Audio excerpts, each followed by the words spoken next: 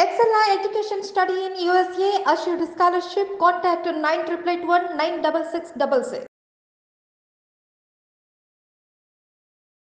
నమస్తే, welcome to I dream. నేను Maheshwari.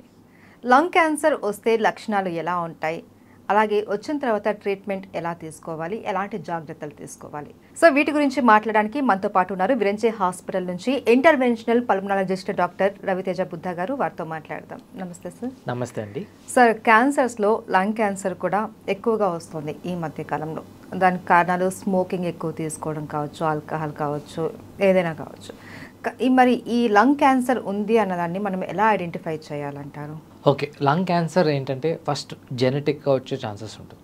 Genetic పరంగా కూడా లంగ్ క్యాన్సర్ అంటే ఫ్యామిలీ హిస్టరీ ఎవరికైతే ఉందో వాళ్ళకి వచ్చే ఛాన్స్ ఉంటుంది.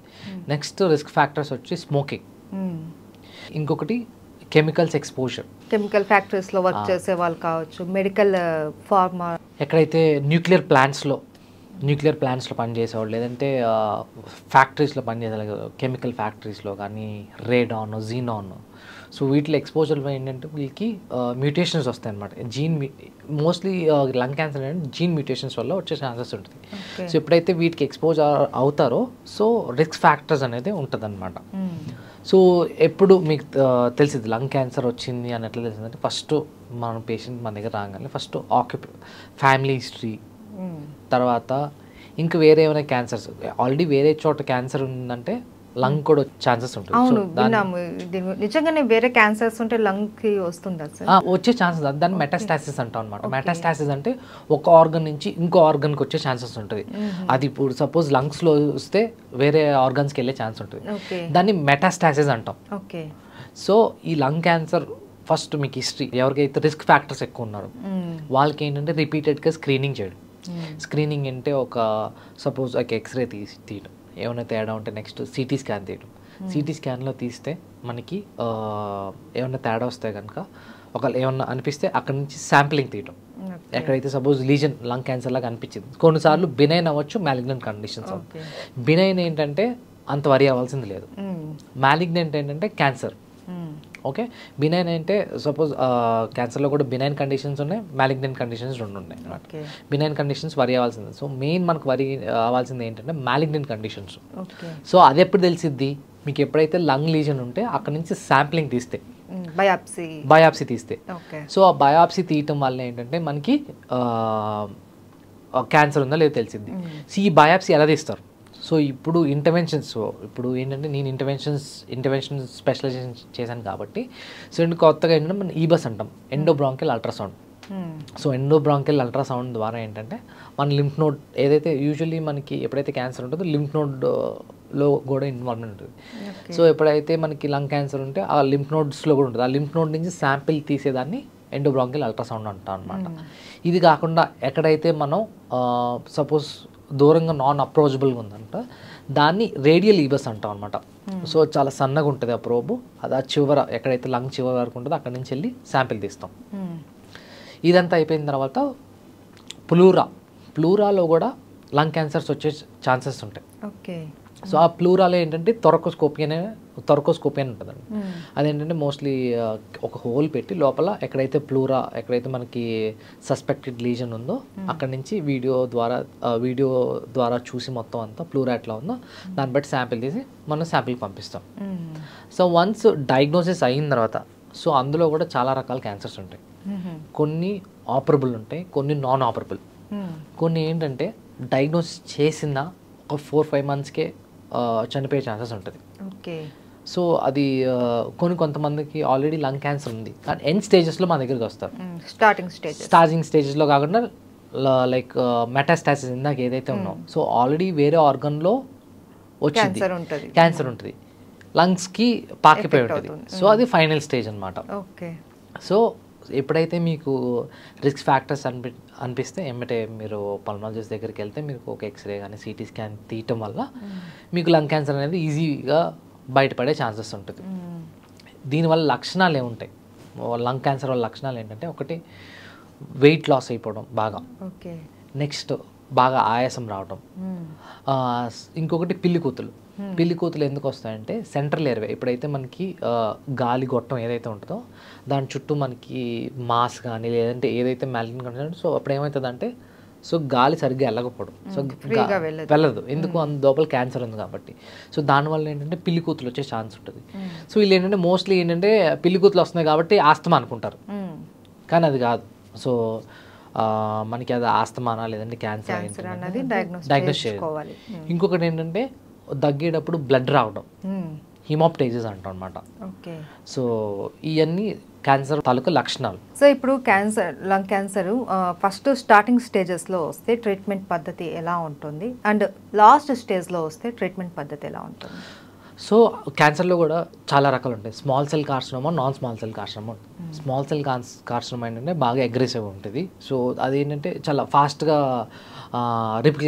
రిప్లికేట్ అయ్యే ఛాన్సెస్ ఉంటుంది. నాన్ స్మాల్ సెల్లో కూడా చాలా రకాలు ఉంటుంది. ఎడ్నో ఉంటుంది, స్క్వామస్ ఉంటుంది, చాలా రకాలు ఉంటాయి. So based on type of క్యాన్సర్లో వాళ్ళ అవుట్కమ్ అంటే ఎంతకాలం బతకచ్చు, లేదంటే ఇప్పుడు ఎట్లా ఉంటుందంటే మన ఈ బస్ ఎట్లా అంటే స్టేజింగ్ చేయొచ్చు. సపోజ్ ఈ బస్ వల్ల ఏంటంటే సపోజ్ ఒక సైడ్ ఉందనుకోండి, ఒక సైడ్ లంగ్ క్యాన్సర్ ఉంది, మనం ఏంటంటే సింగిల్ సైడ్ ఉంటే అది స్టేజింగ్ ఉంటుంది, N1, N2, N3 అని. సో ఈ బస్ చేయడం వల్ల ఏంటంటే స్టేజింగ్ చేయొచ్చు. సో అది ఏ స్టేజ్లో ఉంది, N1లో ఉందా, N2లో ఉందా, N3లో, N4లో ఉందా. సో ఆ ట్యూమర్ సైజ్ బట్టి తర్వాత వేరే ఆర్గన్కి పాస్ అయిందా లేదంటే వేరే లింఫ్ నోడ్కి పాస్ అయిందా. సో ఏంటంటే మొత్తం క్లినికల్గా చూసుకున్న తర్వాత ఏ స్టేజ్ అనేది చెప్పగలం. So and type of cancer, A type of cancer ఏంటో అనేది. కొన్ని క్యాన్సర్స్ ఉన్నాయి, కొన్ని క్యాన్సర్స్ ఏంటంటే సపోజ్ ఒక్క పార్ట్కే ఇన్వాల్వ్ అవుతుంది. సపోజ్ రైట్ లోవర్ లోబ్లో క్యాన్సర్ ఉంది. కొన్ని క్యాన్సర్స్ ఏంటంటే ఆ సెగ్మెంట్ వరకు తీసేసి లింఫ్ నోడ్ కూడా డిసెక్ట్ చేపిచ్చేస్తే ప్లస్ అడ్జువెంట్ కీమోథెరపీ. సో ఇది తీపిచ్చేసిన తర్వాత కీమోథెరపీ కూడా ఇస్తే ఏంటంటే వాళ్ళు క్వాలిటీ ఆఫ్ లైఫ్ పెరిగే ఛాన్సెస్ ఉంటుంది అనమాట. ఓకే. అండ్ ఇంకా లాస్ట్ స్టేజ్ ఇంకా వేరే ఆప్షన్ లేదు అన్నప్పుడు లంగ్స్ని ట్రాన్స్ప్లాంటేషన్ చేయడం వల్ల మళ్ళీ మనకి ఏమైనా క్యాన్సర్ వచ్చే అవకాశాలు ఏమైనా ఉంటాయి? లంగ్ క్యాన్సర్లో ట్రాన్స్ప్లాంట్ అనేది చేయలేము. ఓన్లీ మనం మాట్లాడుకున్నట్టు ఇందాక IPF, ILDs, ఫైబ్రోసిస్, బ్రాంకైటిస్, వీటిలో ఏంటంటే వీటిలోనే లంగ్ ట్రాన్స్ప్లాంట్ చేయడానికి కుదిరిద్ది. ఓకే. సో లంగ్ ట్రాన్స్ప్లాంట్ చేయడానికి కుదిరిద్ది. వెరాస్ ఇన్ లంగ్ క్యాన్సర్ ట్రాన్స్ప్లాంట్ అనేది చేయలేమన్నమాట, చేసిన యూజ్ ఉండదు. Okay, right. అండ్ సార్ ఈ లంగ్ క్యాన్సర్తో బాధపడుతున్న వాళ్ళకి ఈ కీమోథెరపీ, రేడియోథెరపీ ఇవి ఇస్తూ ఉంటారు కదా, దీనివల్ల ఇతర ఆర్గాన్స్కి ఏమైనా ఎఫెక్ట్ చూపిస్తుందా? అంటే టార్గెట్ థెరపీ అనేది వచ్చింది. ఇప్పుడు లేటెస్ట్ అడ్వాంటేజ్ ఏంటంటే మన టార్గెట్ థెరపీ ఏదైతే అంటే ఇప్పుడు ఏ పార్ట్కి అయితే క్యాన్సర్ వచ్చిందో ఆ పార్ట్ వరకే ఇన్వాల్వ్ అయ్యి చేశాను. Usually most common lung cancer వచ్చిన వాళ్ళకి ఏంటంటే మోస్ట్లీ ప్లూరల్ ఎఫ్యూజన్స్ వచ్చే ఛాన్స్ ఉంటుంది అనమాట. ప్లూరల్ ఎఫ్యూజన్ అంటే పద్దాక ఊపిరితిత్తులో నీరు చేరిపోవడం అన్నది. మనం ఏం చేస్తామంటే యూజువల్లీ అంటే వాళ్ళకి ఏంటంటే పద్దాక నీరు తీయాల్సి వస్తుందని చెప్పి ఏం చేస్తామంటే సో మనం ఒక చిన్న ఆపరేషన్ లాగా చేసి లోపల 2 పొరలు ఉంటాయి. సో ప్లూరోడైసిస్ అంటాం అనమాట. డైసిస్ అంటే 2 పొరలు అతికిచ్చేస్తాం. సో అతికిచ్చేసి సో రిపీటెడ్గా వాళ్ళకి ఊపిరితిత్తుల్లో బయట నీరు చేరకపోవడం వల్ల ఏంటంటే వాళ్ళు కొంచెం సిమ్టమాటిక్గా రిలీఫ్ ఇవ్వడం అనేది చేయడానికి కుదిరిద్ది అనమాట. ఓకే. లంగ్ క్యాన్సర్కి ట్రీట్మెంట్ ఎంతవరకు సక్సెస్ అవుతుందంటారు? అది చెప్పాను కదా, అది టైప్ ఆఫ్ క్యాన్సర్స్ అండ్ ఎంత ఎర్లీగా వచ్చారో మన దగ్గరికి అండ్ స్టేజ్ బట్టి ఉంటుంది. అవును. సో స్టార్టింగ్ స్టేజ్ ఉందనుకోండి అండ్ అది స్టార్టింగ్ స్టేజ్లో స్మాల్ సెల్ ఉంటే ఒకలాగా ఉంటుంది, లేదంటే నాన్ స్మాల్ సెల్ ఉందనుకోండి అది ఒకలాగా ఉంటుంది. So entirely depend upon patients and staging. Okay. So outcome అనేది దాన్ని బట్టి ఉంటుంది అనమాట. సో ఏదైనా స్టార్టింగ్లో వస్తే దాన్ని మనం క్యూర్ చేసుకునే ఛాన్స్ ఉంటుంది. ఆఫ్టర్ ట్రీట్మెంట్ తర్వాత మళ్ళీ ఏమైనా రిపీట్గా వచ్చే అవకాశం ఉంటుందా? క్యూర్ అయిపోయింది, ఒకసారి లంగ్ క్యాన్సర్కి ట్రీట్మెంట్ అయిపోయింది, సక్సెస్ అయింది అనేసి చెప్పిన తర్వాత రిపీటెడ్గా మళ్ళీ వచ్చే అవకాశం ఉందా? రికర్ అయ్యే ఛాన్సెస్ కూడా ఉంటుందండి. ఓకే. సో దానికి మనం జాగ్రత్తలు తీసుకోవాలి. సో ఎవరైతే వీళ్ళు లంగ్ క్యాన్సర్ వచ్చిందో వీళ్ళకి రెగ్యులర్గా ఫాలో అప్ అవటం. సో ఎవరైతే అంటే వాళ్ళకి ఏదైతే సిమ్టమ్స్ పెరుగుతున్నాయి ఇన్ స్పైట్ ఆఫ్ మనం ఏదైతే లంగ్ క్యాన్సర్ వచ్చిన పార్ట్ తీసేసి లేదంటే కీమోథెరపీ, రేడియోథెరపీ ఇస్తూ ఉన్నా కానీ వాళ్ళకి రిపీటెడ్గా మళ్ళీ ఇదే సిమ్టమ్స్ కనిపిస్తుంటే నెమ్మదిగా మళ్ళీ CT స్కాన్ అవన్నీ తీపించుకుంటూ ఉంటుంటే మనకి తెలిసిద్ది అనమాట. ఇది కాకుండా ఒకవేళ సపోజ్ లంగ్ క్యాన్సర్ ఎవరికైనా వస్తే PET CT అనే ఒక స్కాన్ ఉంటుంది. అదేంటంటే మీ బాడీ మొత్తంలో ఎక్కడ క్యాన్సర్ ఉందని డిటెక్ట్ చేస్తుంది అనమాట.